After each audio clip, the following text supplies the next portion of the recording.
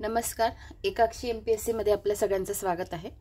आपण चालू घडामोडीची सीरीज स्टार्ट केलेली आहे. त्यामध्ये आपण मंथ वाईज जाणार आहोत आणि आपण पहिला व्हिडिओ काल आणलेला त्याच्यात आपण बघितलं जानेवारी महिन्याचे इम्पॉर्टंट डेज पार्ट फर्स्ट. आता ते पहिलं लेक्चर होतं त्यामुळे मी 4-5 मिनिट मला जास्त बोलावं लागलं कारण त्याच्यात बाकीच्या गोष्टी मला सांगायच्या होत्या कारण ते पहिलं लेक्चर होतं. ठीक आहे. बरं, डेजचेच लेक्चर एवढे मोठे होत आहे असं जर वाटत असेल तर त्याच्यात बाकीच्या सगळ्या गोष्टी कव्हर होतात. त्या डेज मागची संकल्पना पण कव्हर होते किंवा त्याच्या अनुषंगाने दुसरा कोणता डे आहे का हे पण आपलं कव्हर होऊन जातं. त्यामुळे मी इन डिटेल घेते आहे आणि एकदाच घेतलं की आपलं सगळं होऊन जातं. त्यामुळे माझं ह्या पद्धतीने फ्लो असणार आहे. ठीक आहे. आज आपला दुसरं लेक्चर आहे डेजच्या बाबतीतलं. ठीक आहे. तर आता मला एक सांगायचं होतं की मी काय करत असते, कम्युनिटी पोस्टला प्रश्न टाकत असते व्हिडिओ जो बनवला आहे ना त्याच्याशी रिलेटेड. तर मला सांगायचं काय होतं की जेव्हा मला वेळ मिळतो ना तेव्हा मी ॲट अ टाइम 10-12 किंवा 7-8 प्रश्न टाकून देते. ठीक आहे. मग मी काय ते शेड्यूल वगैरे करत नाही. तर मग वेळ असतो मग मी टाकून देते. वेळेनुसार ठरतं माझं ते. आणि माझा एक उद्देश असतो. आणि अजून मी प्रश्न कशा टाईपचे टाकते मला ते पण सांगायचं आहे की समजा काल आपण 1 ते 15 मध्ये जे काही दिवस बघितले. ठीक आहे. तर त्याच्यातले जे जे तुम्हाला ऑलरेडी माहिती आहे शक्यतो माझा भर त्याच्यावर नसतो. काहीतरी वेगळं प्रश्न टाकण्यावर माझा भर असतो. आता मग मी जागतिक ब्रेल दिन पण टाकू शकली असते पण मोस्ट ऑफ स्टुडंटला ते माहिती असेल. मग मी वेगळे इंट्रोवर्ट डे कदाचित माहिती नसेल मग त्याच्यावर टाकणं. मग मी ते आय थिंक 6-7 प्रश्न मी ते अपलोड केलेले आहेत. तर असे प्रश्न जाऊन सोडवा जेणेकरून मग तुम्हाला हे कळेल की हे बघा ज्या गोष्टी सगळ्यांनाच माहिती आहे त्या आपल्यालाही माहिती आहे. तर मग म्हणजे ज्या सगळ्यांना माहिती आहे त्या आपल्याला तर माहिती पाहिजेच पण त्याहून पलीकडे आपल्याला काहीतरी वेगळं माहिती पाहिजे ना. तर मग त्या टाईपचे ते प्रश्न असतात. तर त्यामुळे माझं म्हणणं काय आहे की ते प्रश्न जाऊन सोडवत जा आणि ते प्रश्न सोडवता आले तर चांगली गोष्ट आहे, आनंद व्यक्त करा. नसतील तर बघा मी ट्रिक काय सांगितलेली आहे. For example me mind body wellness day कशा पद्धतीने लक्षात ठेवायला सांगितलं हे मागच्या व्हिडिओमध्ये मी व्यवस्थित सांगितलं आहे. इंट्रोवर्ट डे कसा लक्षात ठेवायला सांगितलं आहे ते सांगितलं आहे. नंतर मानवी तस्करी दिनावर प्रश्न विचारला आहे. असे जे काही वेगळे आहेत थोडेसे वेगळे, नाही तर मग मी तुम्हाला लष्कर दिन विचारू शकली असती. जे सोपं आहे ते तुम्हाला विचारू शकली असती. ठीक आहे. तर माझं सांगण्याचं तात्पर्य काय, काठिण्यपाती मी मुद्दामून अवघड ठेवते माझ्या जे मी प्रश्न टाकते ते. का तर जेव्हा माणसाला अवघड गोष्टी यायला लागतात तेव्हा माणूस सोप्या गोष्टी एवी तेवी कशाही पासून जातं. ठीक आहे. म्हणजे मग तुम्हाला एकदा पाण्यात फेकलं की तुम्ही आपोआप पोहायला लागून जातात कारण तुम्हाला अवघड गोष्टी ऑलरेडी आलेल्या असतात. मग बाकीच्या गोष्टी किरकोळ वाटतात. म्हणून मग मी तुम्हाला हे सगळं व्यवस्थित सांगते आहे. फॉर एक्झाम्पल आता आज सकाळी उठून मी 6 प्रश्न पोस्ट करून टाकले. तर माझं म्हणणं काय होतं, ते प्रश्न तुम्हाला व्हिजिबल होतील तेव्हा होतील पण जे मला रुटीन फॉलो करतात किंवा मग जे आत्ता पहिल्यांदा ऐकतायत तर सगळ्यांसाठीच मी तुम्हाला एक सांगते की कम्युनिटी पोस्टवर प्रश्न दिसला तुम्हाला तर ठीक आहे, नाही तर मग हे जे माझं असं चॅनल आहे ना त्याच्यावर पोस्टमध्ये जायचं.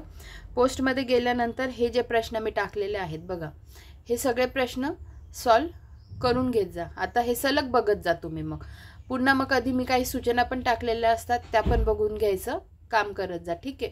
म्हणजे मग मला हे पण कळतं की तुमच्यापर्यंत त्या गोष्टी पोहोचलेल्या आहेत. ठीक आहे. तर अशा पद्धतीने स्वतः तिकडे पोस्टवर जा आणि हे प्रश्न सॉल्व करून घेत जा. आता जे रुटीन फॉलोअर्स आहेत त्यांना तर म्हणजे त्यांनी तर हे करावं अशी माझी इच्छा आहे जेणेकरून मग ज्यांनी लेक्चर केलेलं आहे ज्यांनी लेक्चर पाहिलेलं आहे त्यांना हे कळून जातं की अरे की आपण लेक्चर ऐकलं होतं आणि आपल्याला आलं उत्तर. मग तो एक आनंद वेगळा असतो खरं सांगते. आणि जेव्हा आपल्याला लेक्चर करून पण समजा उत्तर नाही आलं तर मग आपल्याला थोडंसं हे वाटू शकतं अरे आपण तर केलं होतं मग आपल्याला आलं कसं नाही. आणि मेन म्हणजे मग मी खाली त्या व्हिडिओची लिंक पण दिलेली असते डिस्क्रिप्शन बॉक्समध्ये. ठीक आहे. मग तुम्ही तो व्हिडिओ त्या वेळेस जाऊन बघून घेत जा. ठीक आहे. बघा आता आपण आजच्या लेक्चरला सुरुवात करूया. बघा आज आपला दुसरा पार्ट आहे 15 तारखेपर्यंतचे आपण बघितलेले, त्याच्यातलेही काही जे अजून हटके असतील की जे थोडे लक्षात ठेवायलाच अवघड आहे, त्याचा तिसरा पार्ट येणार आहे सगळ्यांचा कंपायलेशन म्हणून. आज पुन्हा मी जे रेग्युलर आहेत आणि अजून थोडेसे वेगळे आहेत ते कशा पद्धतीने लक्षात ठेवायचे याच्यावर आजचा व्हिडिओ असणार आहे. बघा 16 जानेवारी 2025. हां, आता 16 जानेवारीचे तुम्ही 2 दिवस लक्षात ठेवायचे ते मी तुम्हाला सांगते. 16 जानेवारी 2025 काय? पहिला लोकपाल दिन. हां, पहिला लोकपाल दिन, त्यामुळे ही घटना महत्त्वाची आहे, ही तुम्ही नीट लक्षात ठेवा. लोकपाल स्थापना दिन पहिल्यांदाच 16 जानेवारी 2025 रोजी दिल्लीतील मानेकशॉ सेंटर येथे भारताचे सरन्यायाधीश न्यायमूर्ती संजीव खन्ना यांच्या उपस्थितीत आयोजित करण्यात आला. ठीक आहे, पहिला आहे 2025चा. किती तारखेला आपण तो सेलिब्रेट करतोय? 16 जानेवारीला. ठीक आहे, कुठे झाला? दिल्लीतील मानेकशॉ सेंटर येथे झाला आणि सरन्यायाधीश जे होते न्यायमूर्ती संजीव खन्ना यांच्या उपस्थितीत. ठीक आहे, पुढे बघा. लोकपाल आणि लोकायुक्त कायदा 2023 अंतर्गत कलम 3 अंमलात आल्यामुळे 16 जानेवारी 2014 रोजी भारताच्या लोकपालची स्थापना झाली. कळलं तुम्हाला एवढं काय म्हटलं आहे? लोकपाल आणि लोकायुक्त कायदा 2013. हां, तो कायदा लक्षात ठेवा कधीचा आहे? 2013चा आहे. आणि अंतर्गत कलम 3 अंमलात आल्यामुळे 16 जानेवारी 2014 रोजी भारताच्या लोकपालची स्थापना झाली. स्थापना दिवस पण तो लक्षात ठेवा, 16 जानेवारी 2014. लोकपाल स्थापना दिनानिमित्त सामाजिक कार्यकर्ते अण्णा हजारे, न्यायमूर्ती निवृत्त एन संतोष हेगडे आणि महान्यायवादी आर व्यंकटरमणी यांचा सत्कार करण्यात आला. न्यायमूर्ती एम खानविलकर यांनी 10 मार्च 2024 रोजी भारताच्या लोकपालचे द्वितीय अध्यक्ष म्हणून पदाची शपथ घेतली. ठीक आहे, न्यायमूर्ती एम खानविलकर यांनी 10 मार्च 2024 रोजी भारताच्या लोकपालचे द्वितीय अध्यक्ष, ठीक आहे, द्वितीय अध्यक्ष म्हणून शपथ घेतली. आता बघा, हे झालं. आता 16 जानेवारीला आपण दुसरं काय म्हणजे सेलिब्रेट करतो तर बघा इकडे काय आहे? 16 जानेवारी राष्ट्रीय स्टार्टअप दिवस 2024.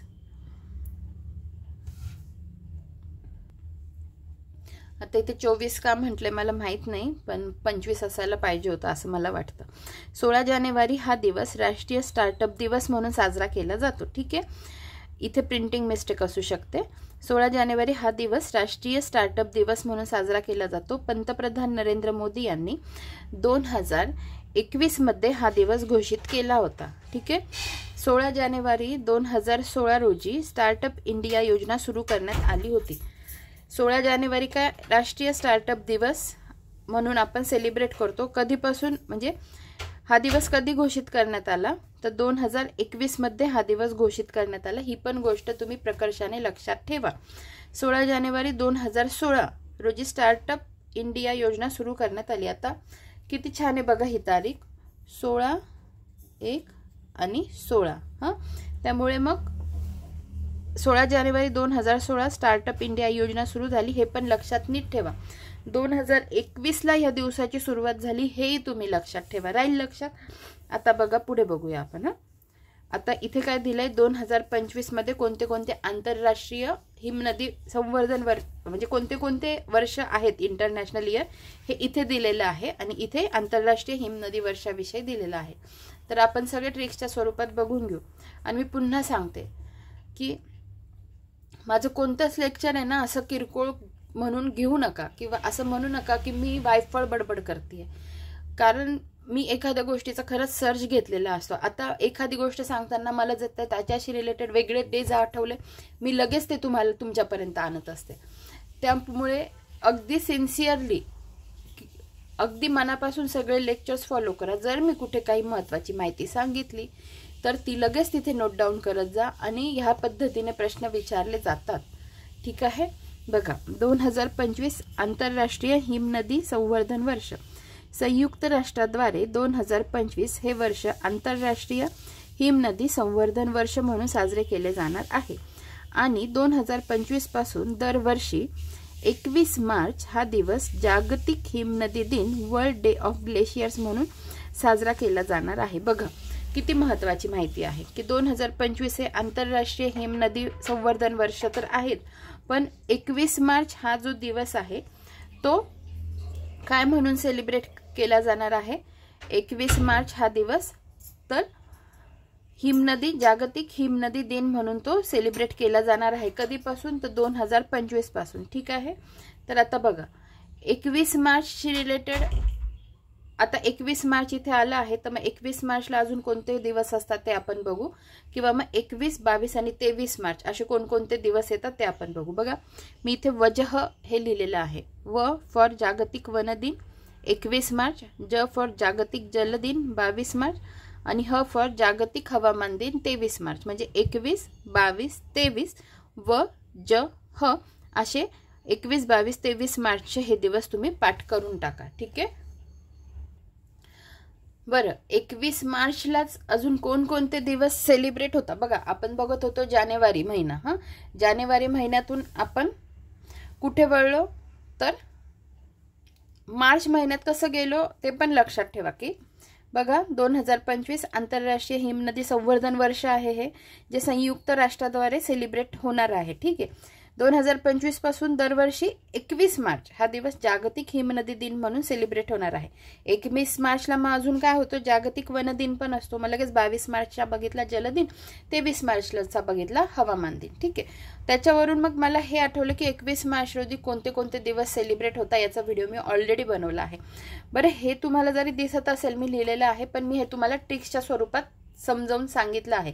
एक वनिता आणि कविता नावाच्या मुली असतात आणि त्यांच्याशी रिलेटेड मी ही स्टोरी तयार करून 21 मार्च त्या 21 वयाच्या असतात, मैत्रिणी असतात, अशा पद्धतीने मी स्टोरी तयार करून हे सगळे दिवस तुमचे लक्षात घेऊन, म्हणजे लक्षात कशा पद्धतीने ठेवायचे हे सांगितले आहे. आपण जस्ट थोडक्यात बघू. 21 मार्च जागतिक वन दिन, जागतिक कविता दिन, आंतरराष्ट्रीय नवरोज दिन, जागतिक डाऊन सिंड्रोम दिन, वांशिक भेदभाव निर्मूलनासाठी आंतरराष्ट्रीय दिवस आणि जागतिक कठपुतली दिन. ठीक आहे. अशा पद्धतीने हे 6 दिवस 21 मार्च रोजी सेलिब्रेट केले जातात. म्हणूनच म्हटलं की लेक्चर्स खूप सिन्सिअरली फॉलो करत जा आणि कंटाळा नका करत जा. खूपच कंटाळा आला तर स्पीड वाढवून ऐका, पण ऐका. पुढे बघा. हिमनदी हे शतकानुशतके घट्ट झालेल्या बर्फापासून तयार झालेले मोठे मंदगतीने फिरणारे बर्फाचे समूह आहेत. ते जमिनीवर तयार होतात आणि गुरुत्वाकर्षणामुळे हळूहळू खाली सरकतात. ठीक आहे. आता बघा काय दिलेलं आहे इथे, तर 1-2 मिनिट. इथे काय दिलेलं आहे की 2025 हे कोणते कोणते वर्ष म्हणून सेलिब्रेट केल्या जातात हे पण कसे लक्षात ठेवायचे हे मी तुम्हाला सांगते, पण आधी आपण वाचून घेऊ. बघा संयुक्त राष्ट्रांची आंतरराष्ट्रीय वर्षे 2025 आंतरराष्ट्रीय क्वांटम विज्ञान आणि तंत्रज्ञान वर्ष, international year of quantum science and technology. ठीक आहे. पुढे बघा आंतरराष्ट्रीय सहकार वर्ष, इंटरनॅशनल इयर ऑफ कोऑपरेटिव्स, आंतरराष्ट्रीय हिमनदी संवर्धन वर्ष, international year of glaciers prevention, आंतरराष्ट्रीय शांतता आणि विश्वास वर्ष, international year of peace and trust. तर बघा मला काय सांगायचं होतं तुम्हाला की संयुक्त राष्ट्राची आंतरराष्ट्रीय जी वर्ष आहेत ती कशा पद्धतीने पाठ करत. आपल्याला हे तर कळलं आहे की हिमनदी संवर्धन वर्ष आहे ज्याच्यासाठी आपण हे सगळं बघितलं. तर मग एक लक्षात ठेवा. आता हिमवरून आपण हिमानी एक मुलगी कन्सिडर करू. हिमानीवरून हिम लक्षात ठेवायचं आहे तुम्हाला. हिमानी नावाची मुलगी आहे जी कशी आहे? स्वभावाने एकदम शांत आहे. शांत आहे. तिचं नेचर पण कोऑपरेटिव्ह आहे, म्हणजे लोकांना मदत करण्याची तिची इच्छा आहे. आणि तिचं शिक्षण कशात झालंय? तर क्वांटम सायन्स आणि टेक्नॉलॉजीमध्ये तिचं एज्युकेशन झालंय. ठीक आहे. तर मग बघा आणि तिचं वय किती आहे? 25 आहे. तिचं वय आहे 25. आणि वाटल्यास आता एवढंही लक्षात ठेवा की तिचा जन्म 21 मार्चला झाला आहे. ठीक आहे. मग आता ह्या गोष्टीवरून काय कळतं की हिमानी नावाची जी मुलगी आहे त्याच्यावरून हिमानीवरून काय लक्षात ठेवलं की हिमनदी वर्ष 25 वर्षाची असं लक्षात ठेवायला सांगितलं. मग 2025 काय? आंतरराष्ट्रीय हिमनदी संवर्धन वर्ष, international year of glaciers preservation. मी काय सांगितलं असं कन्सिडर करा की ती 21 वर्षाची आहे. 21 वर्षाची नाही 25 वर्षाची आहे आणि 21 मार्चला तिचा जन्म झालाय. मग 21 मार्च काय? जागतिक हिमनदी दिन. वर्ल्ड डे ऑफ ग्लेशियर्स हे झालं. मग तिचा स्वभाव कसा आहे, शांत आहे ती एकदम. मग आंतरराष्ट्रीय शांतता आणि विश्वास वर्ष, international year of peace and trust राहील लक्षात. त्याच्यानंतर हे 2025शी संबंधित आहे सगळे, ठीक आहे. त्याच्यानंतर तिचं नेचर कसं आहे, सहकार्य किंवा मग सहकार. आता हेल्पिंग नेचर आणि कोऑपरेटिव्ह नेचर वेगवेगळ्या कन्सेप्ट आहे, पण तुम्ही मग कोऑपरेट करते ती बऱ्याच जणांना, असं तिचं नेचर आहे. आंतरराष्ट्रीय सहकार वर्ष लक्षात ठेवा. आणि शिक्षण तिचं काय, क्वांटम सायन्स आणि टेक्नॉलॉजीमध्ये झालंय. मग त्याच्यावरून काय लक्षात ठेवा, आंतरराष्ट्रीय विज्ञान आणि तंत्रज्ञान वर्ष. ठीक आहे, एवढं राहील लक्षात तुमच्या. एवढं आता आपलं पाठ झालं. आता बघा 2024चं काय लक्षात ठेवणार, उंट प्रजातीसाठींचे आंतरराष्ट्रीय वर्ष, इंटरनॅशनल इयर ऑफ कॅमेलिड्स. पुढे बघा 2024 नौदल नागरी वर्ष. भारतीय नौदलाने त्यांच्या नागरी कर्मचाऱ्यांच्या योगदानासाठी दखल घेण्यासाठी 2024 हे वर्ष नौदल नागरी वर्ष, इयर ऑफ नेव्हल सिव्हिलियन्स म्हणून साजरे केले. 2024च्या वर्षभरात मानव संसाधन व्यवस्थापन, प्रशिक्षण, कल्याण आणि सुरक्षितता सुधारण्यासाठी असंख्य उपक्रम हाती घेण्यात आले. नौदलाने 17 जानेवारी 2025 रोजी नौदल नागरिकांच्या योगदानाचे स्मरण करण्यासाठी नवी दिल्ली येथे एक स्मृती समारंभ आयोजित केला. ठीक आहे, नौदलाने 17 जानेवारी म्हणजे आता बघा हे इथं का आलंय तर 17 जानेवारी 2025 रोजी नौदल नागरिकांच्या योगदानाचे स्मरण करण्यासाठी नवी दिल्ली येथे एक स्मृती समारंभ आयोजित केला. ठीक आहे, त्यामुळे पण ही न्यूज चर्चेत आहे. आता आपण हे तर बघितलं 16 जानेवारी झालं. आता आपण बघूया. ठीक आहे, आता 16 झालं. त्याच्यानंतर आता आपण काय बघतो आहोत तर 23 जानेवारी बघतो आहोत. ठीक आहे, पण त्याच्या आधी मला तुम्हाला एक दिवस दाखवायचा आहे. 21 जानेवारी. 21 जानेवारीला कोणत्या देशांची नाही, एक मिनिट.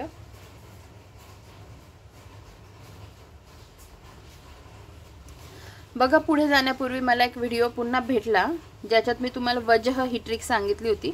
वनदिन, जलदिन आणि हवामान दिन 21 मार्च, 22 मार्च, 23 मार्च. ठीक आहे, तर हे दिवस पण आता मी हा काय तुम्हाला सगळं वाचून नाही दाखवणार आहे. बस तुम्हाला सांगायचं होतं की जागतिक वन दिन सेलिब्रेट होतो आणि 2022 मार्चला जागतिक जलदिन सेलिब्रेट होतो. मग तोच काय होतो पुन्हा आंतरराष्ट्रीय सील दिन. सील दिन पण हा सेलिब्रेट होतो 22 मार्चला. ह्या गोष्टी पण लक्षात ठेवा. कोणाला हवं असेल तर जाऊन ते व्हिडिओ बघा. हे पण मी ट्रिक्सच्या स्वरूपात कसं लक्षात ठेवायचं हे सांगितलं आहे, कारण एकाशी रिलेटेड 2-3 दिवस असतात. पुन्हा इथे जागतिक हवामान दिन पण आहे. ठीक आहे, तर मग अशा पद्धतीने ह्या गोष्टी लक्षात ठेवत चला. याच्यासाठीच मी तुम्हाला ह्या इमेज दाखवत असते. तर बघा मला तुम्हाला काय सांगायचं होतं की मध्येच आपण 21 जानेवारीचं बघून घेऊ. आता माझं म्हणणं काय आहे, आपण जर डेज बघतोय ना तर फक्त जे न्यूज मध्ये आहे तसं नाही. ज्या कोणत्या गोष्टी आपल्याला मग तेव्हा कोणत्या देशाचं फाउंडेशन डे आहे का, अजून काही वेगळं आहे का, ते तुम्ही सांगत जा. तुम्ही सांगत जा, मी माझ्याकडूनही सांगत जाईल. जसं मी आता काय सांगते आहे, जानेवारी 21 मध्ये 3 राज्यांची निर्मिती झाली. 3 राज्य कोणते, त्रिपुरा, मणिपूर आणि मेघालय. ठीक आहे, बघा त्रिपुरा, मणिपूर आणि मेघालय. कसं लक्षात ठेवणार, 21 जानेवारी 1972. 3 मैत्रिणी आहेत, नावं काय आहेत त्यांची, त्रिपुरा, मणी आणि मेघा. आणि त्यांचं वय काय आहे, 21 आहे. आता 21 वरून 21 जानेवारी एवढं लक्षात ठेवा, नाही तर मग अजून एक कोरिलेट करू शकता. त्या तिघी मैत्रिणी आहे आणि त्या एकमेकींचा जान आहेत, खूप त्यांची घट्ट मैत्री आहे असं पण लक्षात ठेवा. जानवरून जानेवारी मंथ लक्षात राहील. 21 वयावरून 21 जानेवारी हे लक्षात ठेवायचं. 3 मैत्रिणी कोणत्या, त्रिपुरा. आता त्रिपुरा माता आहेत माहिती असतील तुम्हाला, त्यामुळे त्रिपुरा हे नाव पण असतं. नंतर मणी, नंतर कोण, मेघा. ठीक आहे, तर ह्या राज्यांचा नॉर्थ ईस्टचे जे हे स्टेट आहेत 7 सिस्टर पैकी त्यांची निर्मिती झाली होती. आपण वाचून घेऊ. बघा, Tripura, Manipur and Meghalaya were all established as full-fledged state on January 21st, 1972. This day is celebrated annually as their statehood day. These states gained their full state status under the Northeastern Area Reorganization Act 1971. हा act सुद्धा लक्षात ठेवा. ठीक आहे, तर मला तुम्हाला 21 जानेवारीचं पण हे महत्त्व सांगायचं होतं. आता आपण बघूया. एक लक्षात ठेवा, मध्ये जो 20 जानेवारी येतो तो आहे penguin awareness day. Penguin awareness day हे मी नेक्स्ट लेक्चरमध्ये घेईन. जे अजून थोडे हटके दिवस आहे, जे लक्षात ठेवायला अजून अवघड जाऊ शकतात, त्याचा अजून एक वेगळा व्हिडिओ येईल. ठीक आहे. आता आपण बघूया 23 जानेवारी काय म्हणून सेलिब्रेट होतो, तर पराक्रम दिवस म्हणून सेलिब्रेट होतो. पराक्रम दिवस. 23 जानेवारी हा नेताजी सुभाषचंद्र बोस यांचा जयंती दिन देशात 2021 पासून दरवर्षी पराक्रम दिवस म्हणून साजरा करण्यात येतो. ठीक आहे. नेताजी सुभाषचंद्र बोस यांची जी जयंती आहे ती 2021 पासून पराक्रम दिवस म्हणून सेलिब्रेट केली जाते. ठीक आहे. 2021 पासून आपण अजून काय सेलिब्रेट करतो, किंवा 2000 हे बघा इथे दिसतंय. 2021 मध्ये कोणता दिवस घोषित करण्यात आला, तर स्टार्टअप दिवस घोषित करण्यात आला. त्यामुळे ह्या गोष्टी पण अशा लक्षात ठेवा. आता आपण 24 जानेवारीचे दिवस बघणार आहोत. ठीक आहे. बघा, आपण 24 जानेवारीकडे वळलो आहोत. 24 जानेवारीशी रिलेटेड मी बऱ्याच माहिती तुम्हाला सांगणार आहेत, पण आधी पुस्तकात जे आहे ते तुम्ही बघा. तर बघा, 24 जानेवारी काय आहे, राष्ट्रीय बालिका दिन, नॅशनल गर्ल चाइल्ड डे. आणि 24 जानेवारीच काय आहे, आंतरराष्ट्रीय शिक्षण दिन. तर आता हे लक्षात ठेवा, दोन्हीच्या दोन्ही. याच्यासाठी मी ट्रिक नाही केलेली आहे, आणि जी केली आहे ती कदाचित लागू होत नाहीये, कारण इथे बालिका दिन आहे ना, आणि आंतरराष्ट्रीय शिक्षण दिन ऑल ओव्हर आहे. तर त्यामुळे माझी ट्रिक इथे लागू नाही पडत आहे, त्यामुळे तुम्ही लक्षात ठेवा. बघा, 24 जानेवारी राष्ट्रीय बालिका दिन. भारतीय समाजातील मुलींना भेडसावणाऱ्या असमानतेबद्दल जागरूकता पसरविण्यासाठी दरवर्षी 24 जानेवारीला राष्ट्रीय बालिका दिन, नॅशनल गर्ल चाइल्ड डे पाळला जातो. ठीक आहे. 2025 सालची संकल्पना काय, empowering girls for bright future. ठीक आहे, हे लक्षात ठेवा. सोबत 24 जानेवारी सोबत अजून काय लक्षात ठेवणार, आंतरराष्ट्रीय शिक्षण दिन. शिक्षणाचे महत्त्व समजून सांगण्यासाठी दरवर्षी 24 जानेवारी रोजी जगभरात आंतरराष्ट्रीय शिक्षण दिन साजरा केला जातो, इंटरनॅशनल एज्युकेशन डे.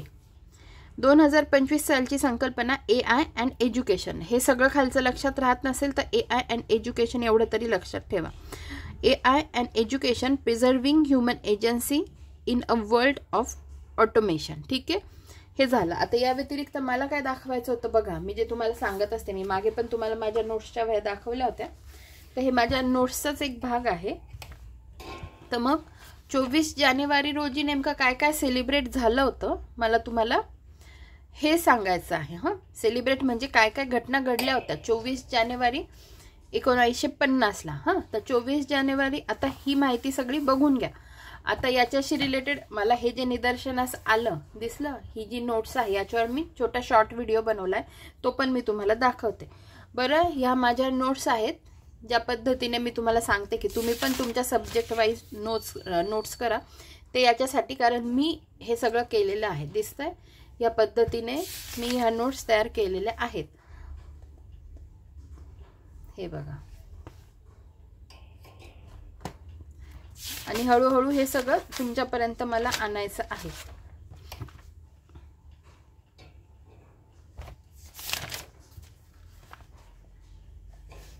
तर ठीक आहे, एवढं दाखवून झालंय माझं. तर मला तुम्हाला काय सांगायचं होतं, तर बघा, हे जे आहे ना 1947 22 तारीख, मग 22 जानेवारी 1947 आणि 22 जुलै 1947 नेमकं काय आहे त्याच्यावर मी एक शॉर्ट व्हिडिओ बनवला आहे. बघा, आता याच्यात 22 जानेवारी पण आपलं कव्हर होऊन जातंय, कळतंय तुम्हाला. मग आपण कसं एकात आपण अभ्यास करतो, म्हणजे हे फक्त डेटशी रिलेटेडच तुम्ही समजू नका, आपल्याला बऱ्याच गोष्टी याच्यातून कळतात. तर तुम्ही थांबा एक मिनिट. बघा, आता जो मला व्हिडिओ दाखवायचा आहे तो तो बघा की मी काय सांगितलंय, 22 जानेवारी 1947 आणि 22 जुलै 1947 याच्यात कॉमन काय आहे, 22 हा आकडा कॉमन आहे आणि 1947 हे साल कॉमन आहे. मग डिफरन्स कोणता आहे, जानेवारी आणि जुलै महिन्यामध्ये डिफरन्स आहे. पण मग आपण लक्षात कसं ठेवायचं त्याच्यावरचा हा व्हिडिओ आहे, तुम्ही नीट ऐका आणि नोट डाऊन पण करून घ्या. ठीक आहे.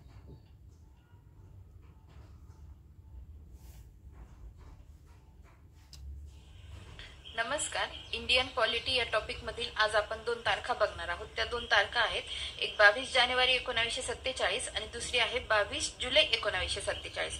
या दोघांमध्ये सिमिलॅरिटी काय आहे, तर 22 ही तारीख सेम आहे आणि वर्ष पण सेम आहे. फक्त डिफरन्स काय आहे, त्या महिन्यामध्ये एक जानेवारी महिना आहे आणि एक जुलै महिना आहे. तर 22 जानेवारी 1947 ला काय झालेलं, तर उद्दिष्टांचा ठराव संमत झाला. ठीक आहे. आणि 22 जुलै 1947 ला काय झालं, तर राष्ट्रध्वजाची स्वीकृती झाली. ठीक आहे. उद्दिष्टांचा ठराव जेव्हा स्वीकृत झाला किंवा संमत झाला, ते अधिवेशन होतं दुसरं आणि राष्ट्रध्वजाची स्वीकृती ज्या दिवशी झाली ते अधिवेशन होतं चौथं. तर अशा पद्धतीने खूप साऱ्या गोष्टी आपण एकाच व्हिडिओमध्ये बघितल्या आहेत. धन्यवाद. ठीक आहे. तर हेच तुम्हाला दाखवायचं होतं. आणि आता आपण 24 जानेवारी 1950 रोजी नेमकं काय काय आपण केलेलं आहे, कोणत्या गोष्टींना मान्यता दिली आहे ते आपण सगळं बघणार आहोत. बघा, 24 जानेवारी 1950 काय होती, ती शेवटची बैठक होती. त्यात पुढील 3 गोष्टी घडल्या. कोणत्या, तर बघा, स्वीकारले, इथे मी मध्ये लिहिलंय आणि काय स्वीकारलं ते बघा, की राष्ट्रगीत आणि राष्ट्रगान. राष्ट्रगीत म्हणजे काय, नॅशनल अँथम, आणि राष्ट्रगान म्हणजे काय, नॅशनल सॉन्ग. राष्ट्रगीत, राष्ट्रगान. राष्ट्रगीत म्हटलं तर नॅशनल अँथम, राष्ट्रगान म्हटलं की नॅशनल सॉन्ग. राष्ट्रगीत कोणतं आहे, आपलं जनगण मन, आणि राष्ट्रगान कोणतं आहे, वंदे मातरम. या 2 गोष्टी स्वीकारल्या. त्याच्यानंतर अजून काय झालं, जानेवारीपासून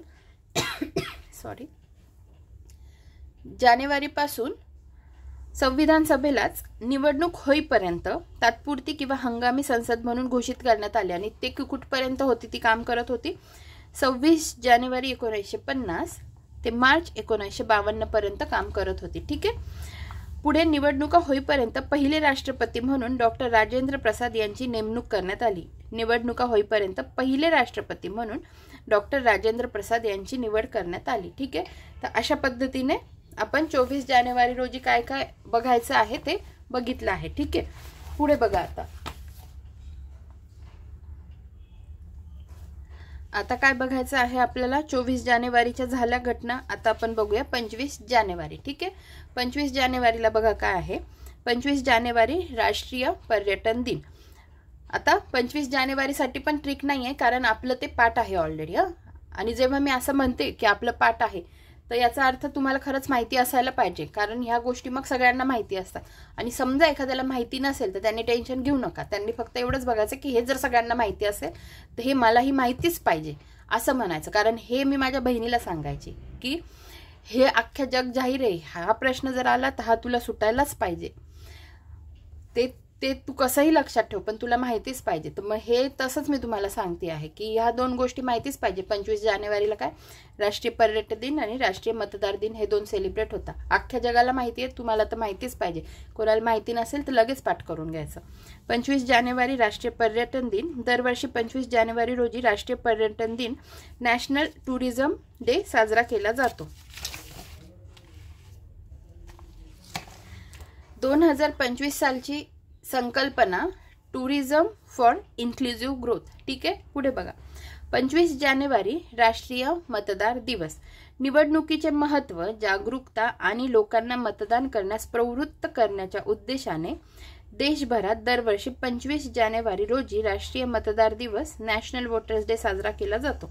2025 सालची संकल्पना काय आहे, nothing like voting, I vote for sure. ठीक आहे. भारतीय निवडणूक आयोगाची स्थापना कधी झाली आहे, 25 जानेवारी 1950 रोजी झालेली आहे. राष्ट्रीय मतदार दिन 25 जानेवारी लक्षात ठेवा. आणि हेही लक्षात ठेवा की भारतीय निवडणूक आयोगाची स्थापना 25 जानेवारी 1950 ला झाली आहे, म्हणूनही हा दिवस साजरा केला जातो. पुढे बघा, आता 26 जानेवारीच्या आपल्याला पुन्हा काही गोष्टी महत्त्वाच्या बघायच्या आहेत, ज्या मी शोधून ठेवलेल्या आहेत.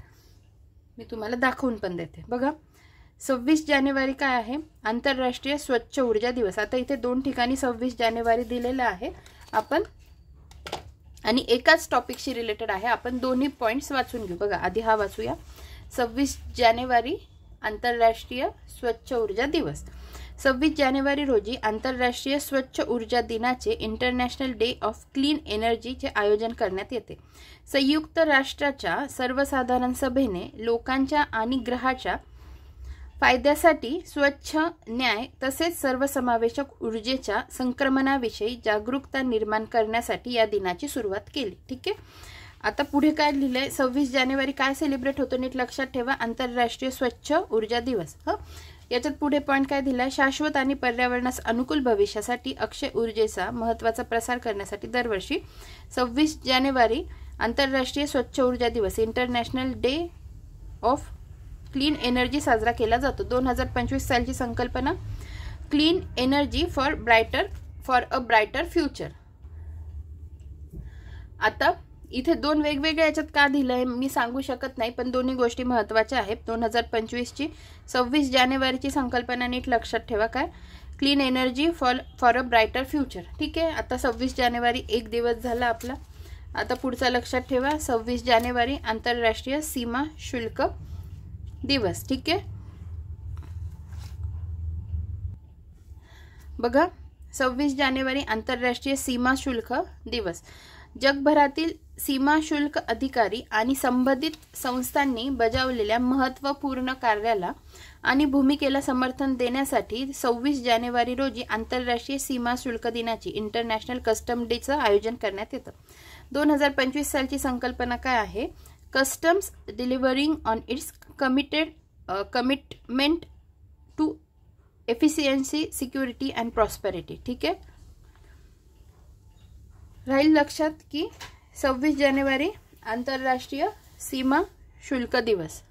आता आपण 26 जानेवारी अजून काय असतं, आता ह्या पुढच्या पॉइंटकडे फिरण्याआधी आपण 26 जानेवारीशी रिलेटेड मेन काय तर आपला प्रजासत्ताक दिन असतो. ठीक आहे.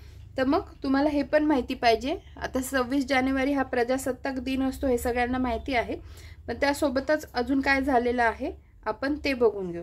तर सगळ्यात मोठी गोष्ट हे बघा, 26 जानेवारीला काय सुप्रीम कोर्टची आपली स्थापना, म्हणजे 26 जानेवारी 1950. आता ह्या दोन्ही मी ज्या दोन गोष्टी दाखवते या दोन्ही नोट डाऊन करून घ्या.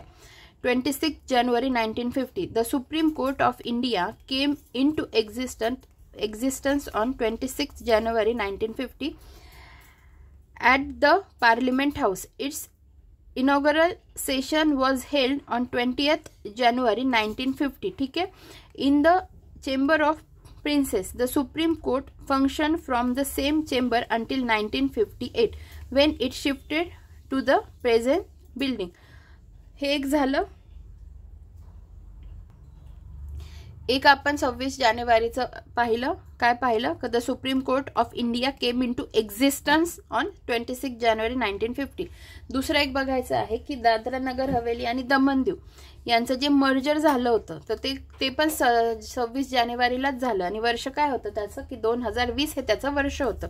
बघा, the union territory of Dadra and Nagar Haveli and Daman and Diu merge on January 26, 2020. This merger was enacted through the Dadra and Nagar Haveli and Daman and Diu Merger of Union Territories Bill 2019. या गोष्टी पण सोबत लक्षात ठेवा. ठीक आहे. तर अशा पद्धतीने आपण 26 जानेवारीशी रिलेटेड आता किती 4 दिवस पाहिले. ठीक आहे. आता आपण अजून एक बघणार आहोत की 26 जानेवारी 2025 जागतिक कुष्ठरोग दिन. आता तुम्ही काय म्हणाल, आपल्या 30 जानेवारी म्हणून आम्ही ऐकलं आहे. ठीक आहे. तर त्याचाही उल्लेख याच्यात केलेला आहे. बघा, जागतिक कुष्ठरोग दिन दरवर्षी जानेवारी महिन्याच्या शेवटच्या रविवारी साजरा केला जातो. हे नीट लक्षात ठेवा. जागतिक कुष्ठरोग दिन दरवर्षी जानेवारी महिन्याच्या शेवटच्या रविवारी साजरा केला जातो. भारतात महात्मा गांधींच्या पुण्यतिथीच्या अनुषंगाने दरवर्षी 30 जानेवारी रोजी हा दिन साजरा केला जातो. ठीक आहे. 2025 मध्ये जगभरात तो 26 जानेवारी 2024 रोजी साजरा करण्यात आला. इथे 24 का लिहिलंय मला समजलं नाही, पण ठीक आहे. 26 जानेवारीला रविवार होता 2025 मध्ये, तर त्या दिवशी तो दिवस सेलिब्रेट करण्यात आलेला आहे. त्यामुळे इथे थोडंसं अलर्ट राहत जा. एखादा थोडा किचकट प्रश्न काढणारा एक्झामिनर असेल तो तिथे गुगली टाकू शकतो. 26 जानेवारी तारीख देऊन आता बघा मी तुम्हाला दाखवते, किंवा तुम्ही चेक करा की 26 जानेवारी 2025 ला कोणता वार होता. तर त्या दिवशी होता रविवार. मग जागतिक कुष्ठरोग दिन दरवर्षी जानेवारी महिन्याच्या शेवटच्या रविवारी साजरा केला जातो. भारतात महात्मा गांधींच्या पुण्यतिथीच्या अनुषंगाने दरवर्षी 30 जानेवारी हा दिवस साजरा केला जातो. आणि 26 जानेवारी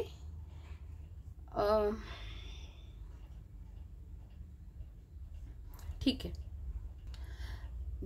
26 जानेवारी जगभरात इथे 2025 वर्ष आहे म्हणून 26 जानेवारी आला. पण जर जागतिक कुष्ठरोग दिन विचारलं तर तुम्ही काय सांगणार की जानेवारी महिन्याचा जो शेवटचा रविवार असतो त्याचा जो वार असेल किंवा तारीख असेल ती तिथे लागू होईल. ठीक आहे.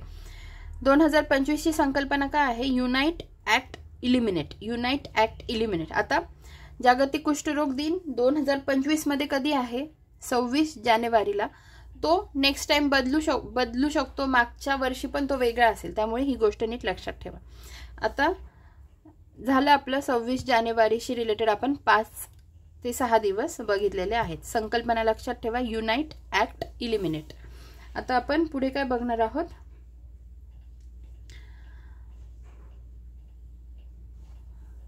- 29 जानेवारी भारतीय वृत्तपत्र दिन. ठीक आहे. जसं आपण मराठी पत्रकार दिन कधी पाहिला? 6 जानेवारीला पाहिला. इथे आपण काय बघत आहोत? भारतीय वृत्तपत्र दिन. भारतात दरवर्षी 29 जानेवारी रोजी भारतीय वृत्तपत्र दिन इंडियन न्यूजपेपर डे साजरा केला जातो. जेम्स ऑगस्ट हिक्की यांनी 1780 मध्ये या दिवशी बेंगॉल गॅझेट हे देशातील पहिले मुद्रित वृत्तपत्र सुरू केले. त्यामुळे हा दिवस भारतीय वृत्तपत्र दिन म्हणून साजरा केला जातो. नीट लक्षात ठेवा. ठीक आहे. हे आपलं आता झालं. आता लक्षात ठेवा पुढे की 30 जानेवारीला शहीद दिन सेलिब्रेट केला जातो. आता मागच्या व्हिडिओमध्ये मी तुम्हाला शहीद या शब्दावरून 3 दिवस सांगितले होते. तर तुम्ही हे मागच्या व्हिडिओमध्ये जाऊन बघा. काय काय सांगितलं होतं बघा. 23 मार्च रोजी शहीद दिवस साजरा केला जातो. त्याची कारण वेगळे आहेत. सोलापूरमध्ये 12 जानेवारी रोजी शहीद दिवस साजरा केला जातो. त्याची कारण आणि तिथले शहीद झालेल्या व्यक्तींचे नाव मी तुम्हाला सांगितले होते की जसं 23 मार्चला शहीद दिवस आपण सेलिब्रेट करतो. मग भगतसिंग, सुखदेव, राजगुरू यांच्या स्मरणार्थच तो सेलिब्रेट केला जातो. आणि जो सोलापूरमध्ये केला जातो तिथे कोण कोण होते? मल्लप्पा धनशेट्टी ह्यांची 4 जणांची नावं होती. ते मागच्या व्हिडिओमध्ये मी एक्सप्लेन केलेलं आहे. तुम्ही तिकडे जाऊन बघू शकता. ठीक आहे. आता काय बघत होतो आपण? शहीद दिन. तर 30 जानेवारी शहीद दिन आणि तिसरा सांगितला होता जो महात्मा गांधींशी रिलेटेड होता. ठीक आहे. भारतात दरवर्षी 30 जानेवारी रोजी शहीद दिन साजरा केला जातो. हा दिन महात्मा गांधींची पुण्यतिथी म्हणूनही ओळखला जातो. राहील लक्षात. आता बघा 30 जानेवारी जागतिक दुर्लक्षित उष्णकटिबंधीय रोग दिवस. दरवर्षी 30 जानेवारी रोजी जागतिक आरोग्य समुदाय जागतिक दुर्लक्षित उष्णकटिबंधीय रोग दिन पाळला जातो. 2025 सालची संकल्पना काय आहे? Unite act and eliminate entities. आता याच्यासारखाच आपण काय बघितला होता? Unite act and eliminate. म्हणजे आता तुम्ही 2 याच्या संकल्पना लक्षात ठेवू शकता. एक जागतिक कुष्ठरोग दिन जो 26 जानेवारी रोजी सेलिब्रेट झाला त्याची संकल्पना काय? Unite act and eliminate. आणि याची काय आहे? जो 30 जानेवारी रोजी एंटिटीज म्हणून साजरा केला जातो. काय? Unite act and eliminate. आपण त्याचा फुल फॉर्म बघून घेऊ. World neglected tropical disease day. ठीक आहे. 30 जानेवारी रोजी तो सेलिब्रेट केला जातो. लक्षात ठेवा दोन्ही याच्या थीम सेम आहेत. आता राहिला 31 जानेवारी आंतरराष्ट्रीय झेब्रा दिन म्हणून साजरा केला जातो. ठीक आहे. आंतरराष्ट्रीय झेब्रा दिवस. दरवर्षी 31 जानेवारी रोजी इंटरनॅशनल झेब्रा डे आयोजन केले जाते. हा दिन झेब्रा प्राण्याच्या संवर्धनाविषयी जागरूकता निर्माण करण्यासाठी समर्पित महत्त्वपूर्ण कार्यक्रम आहे.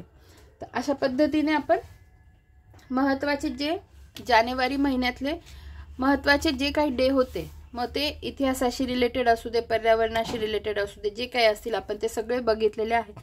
या व्यतिरिक्त जे अजून काही डेज आहेत ज्यांच्या नोट्स मी काढलेल्या आहेत, याच्यावर अजून एक व्हिडिओ येईल. मग आपण पुढच्या व्हिडिओमध्ये ते उरलेले डेज बघून घेऊ. अशा पद्धतीने जानेवारी महिन्यातले इम्पॉर्टंट डेजवर आपले 3 लेक्चर्स आलेले आहेत. ठीक आहे, तर आपण आता इथेच थांबूया. लवकरच भेटूया पुढच्या व्हिडिओमध्ये. धन्यवाद.